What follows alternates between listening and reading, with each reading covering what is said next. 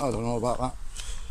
Right, good evening, morning, afternoon, global population, Sam Fisher here. Say hello, Will. Okay, that constitutes a hello from the boy. Go. Street Fighter 6! He's obsessed with Street Fighter 6 now. What about the King of Fighters? Well, think about what you want, but... Right, today,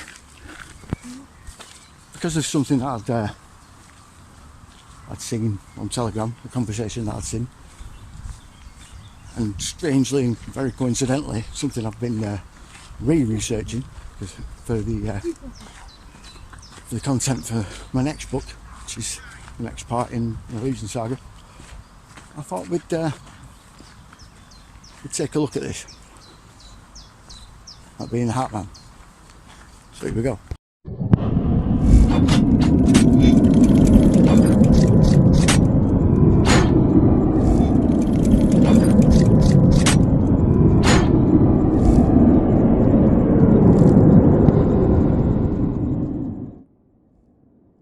Samuel N. Fisher, author of the Legion Saga.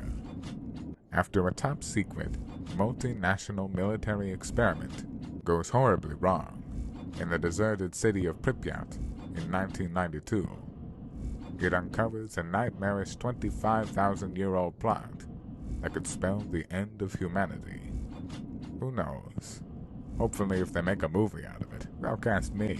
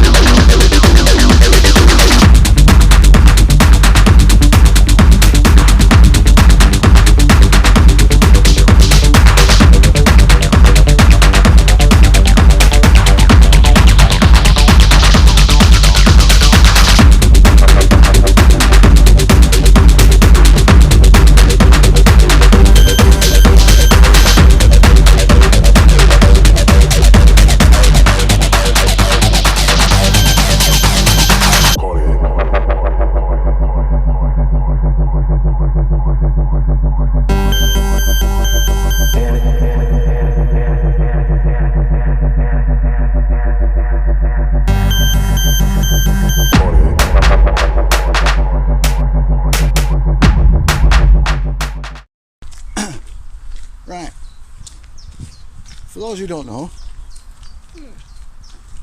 oh yeah, bench. For those who don't know, the Hatman is being that's been gaining rather a lot of attention lately.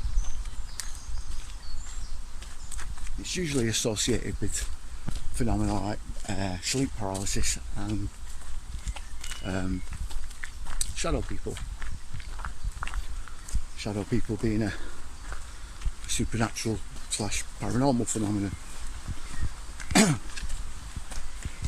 No one's entirely sure, to be perfectly honest. Some say the ghosts, some say the demons, interdimensional beings, some even say aliens, and I tend to think yes. As in all of the above. But the Hatman's a strange one. He's often seen with the shadow people. Often it appears that he's likely in charge of them or leads them. But he also has a tendency to communicate several stories, like from people saying that they've actually spoke to him or conversed with him, which is even weirder. So what is he? Well, again, that's a matter of opinion. It depends which school of thought you go by.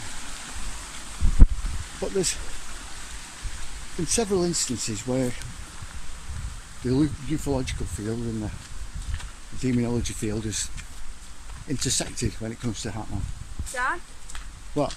I'm a samurai. You're a samurai? Oh, very good.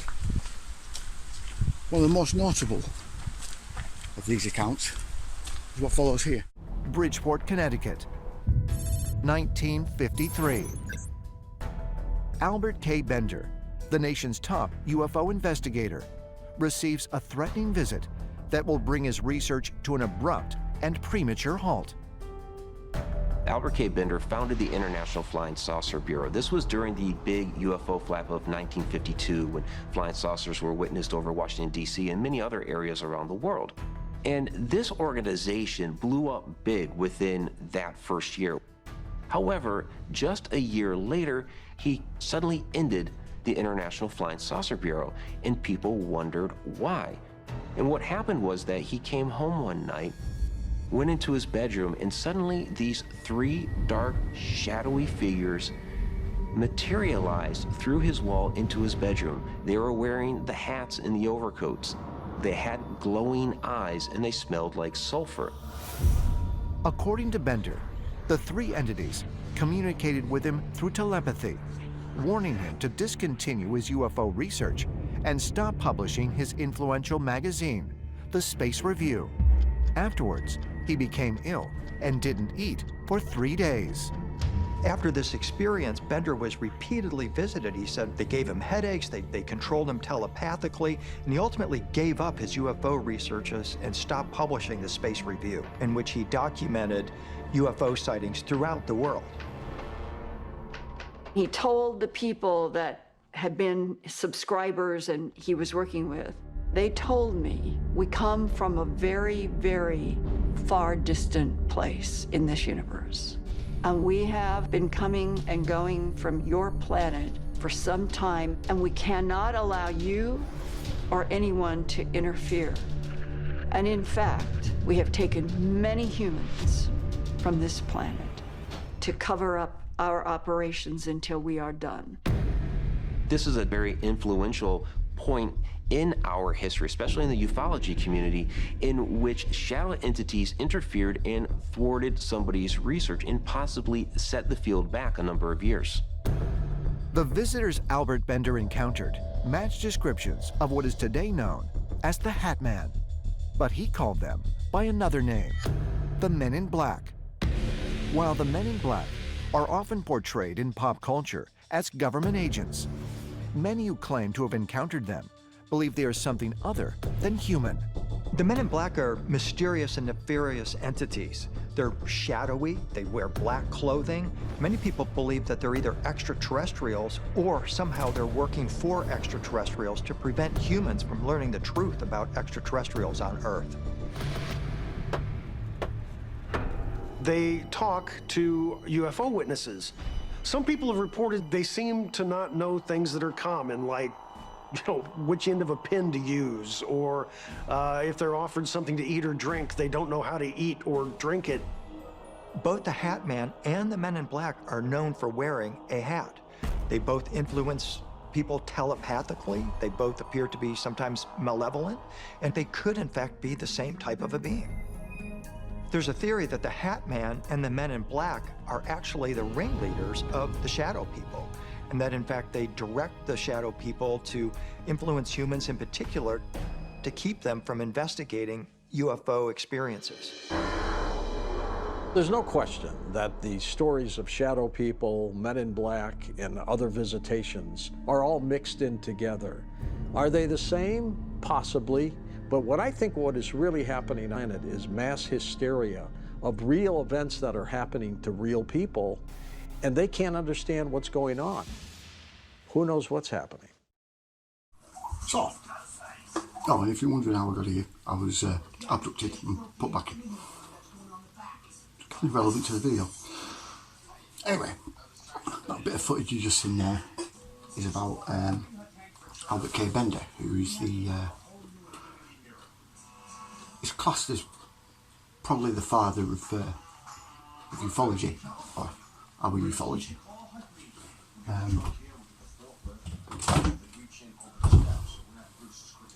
These encounters are very interesting, not least because they came through his wall, where a shadow formed, and smelt of sulphur. But he also wore a hat, like a Hatman. Now, obviously that video makes correlations between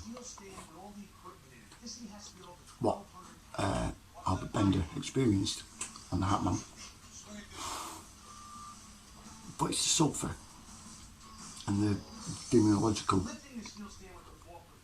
correlation that has. Believe it or not, this part of the video, this actual part I'm doing now, this is the 5th or 6th time I've tried making this, right? And it's because of what it touches on, I think. I've had no end of problems, sound problems, video problems.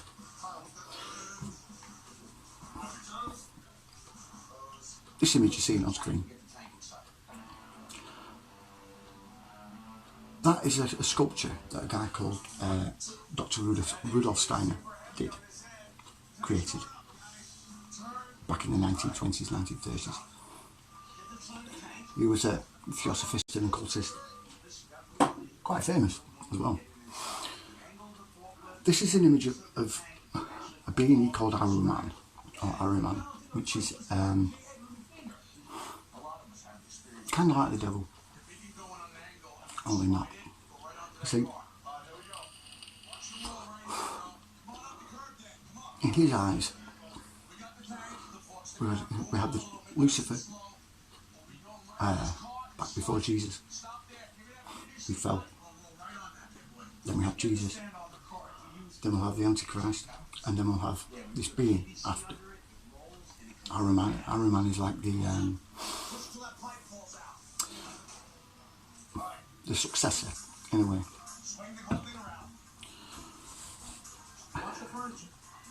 So why am I showing you this? Well, it's because there's many psychics, quite a few. After seeing that picture, and many people who've experienced or have bumped into the Hatman, I've suddenly gone, that's him. That's the Hatman. So then you have to think, there's a UFO connection, there's a demonological connection, there's a shadow people connection, there's an Antichrist connection, or at least a very high level demon connection. What does it all mean? Well, I've stated before, there's no difference between ufology and demonology or the paranormal. They're both one and the same. This is just another detail that emphasises that correlation. There's been many reports of people seeing the Hatman. Many reports. I've had my own experience, kind of. Well, own experiences are quite a few. Which brings me to what I'm going to do for the next part of this video. If any of you watching this have your own experiences that you'd like to share, I mean, I'm going to share my own, don't worry. Or UFO encounters, or ghost encounters, shadow encounters, anything like that. I'm going to leave my email address in the in the description. And if you want to email me with your story, you don't need to leave your name, just send me your story if you want. You can do it anonymously, that's quite fine. But I'd be interested to hear other people's accounts.